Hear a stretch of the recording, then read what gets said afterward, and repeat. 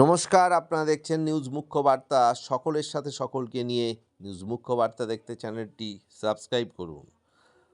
কলকাতায় বাংলাদেশিদের উদ্যোগে বাংলাদেশের বিজয় দিবস পালিত হয় গত 16ই ডিসেম্বর কলকাতার ত্রিপুরার হিতসাধনী সভাঘরে।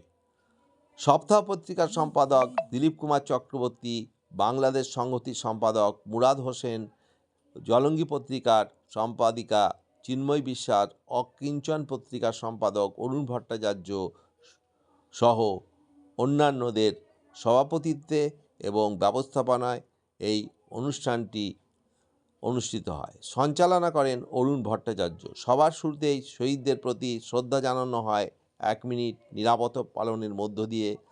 এরপরে গান, কবিতা এবং বিভিন্ন বক্তারা তাদের বক্তব্য উপস্থাপন করেন। পরিশেষে সভাপতির বক্তব্য এবং দুই দেশের জাতীয় সঙ্গীত গেয়ে সভা সমাপ্ত হয়। ব্যুরো রিপোর্ট, নিউজ মুখ্য বার্তা।